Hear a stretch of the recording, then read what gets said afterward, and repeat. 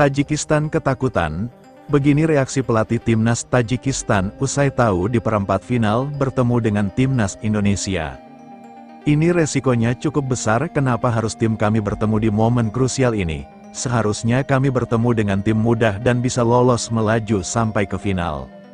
Namun sebelum kita lanjut, alangkah baiknya bagi kalian untuk menekan tombol like terlebih dahulu, dan yang belum subscribe tolong subscribe channel ini, karena satu like dan satu subscribe dari kalian itu ternyata bisa membantu negara dengan mengurangi setidaknya satu orang pengangguran yang berada di Indonesia. Kalau sudah, langsung saja kita hantam ke pembahasannya. Begini pernyataan pelatih Tajikistan U17, yaitu Marco Ragini, calon lawan timnas Indonesia U17 di babak perempat final Piala Asia U17 tahun 2025. Timnas Indonesia U17 berhasil mengalahkan Afghanistan U17 dengan skor meyakinkan 2-0. Kemenangan ini tidak hanya memastikan langkah Garuda Muda ke fase berikutnya, tetapi juga mengejutkan calon lawannya di babak perempat final.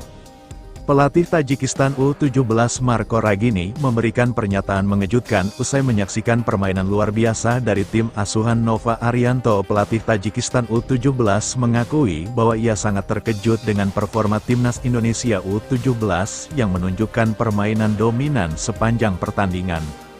Dalam konferensi pers pertandingan, Ragini tidak ragu mengungkapkan kekagumannya terhadap permainan timnas Indonesia U17.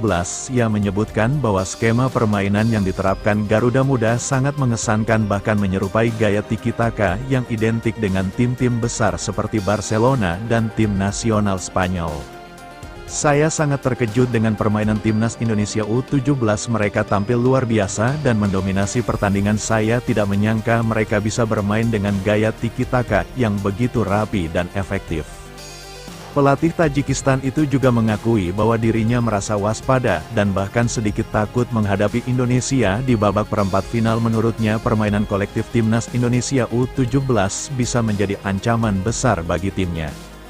Jujur, saya sedikit takut menghadapi Indonesia di perempat final. Mereka memiliki kombinasi serangan yang sangat cepat dan terorganisir. Jika mereka bermain seperti ini, kami harus bekerja sangat keras untuk bisa mengimbangi mereka. Selain permainan secara keseluruhan, pelatih Tajikistan U17 juga menyoroti gol luar biasa yang dicetak oleh timnas Indonesia U17 di menit akhir pertandingan.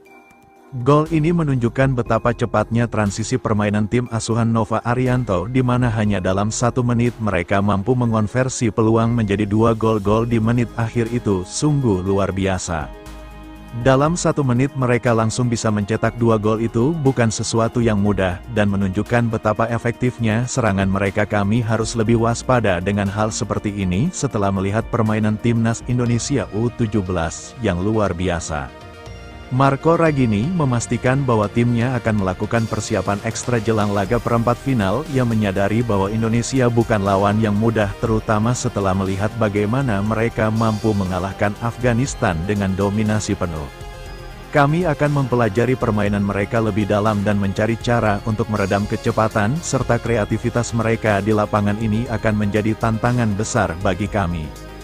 Begini jalan pertandingannya. Timnas U17 Indonesia menang atas Afghanistan dengan skor 2-0 untuk menjadi juara grup C dan lolos ke 8 besar. Timnas U17 Indonesia baru saja menghadapi Afghanistan pada laga pamungkas grup C Piala Asia U17 tahun 2025 Jumat tanggal 11 April tahun 2025 dini hari.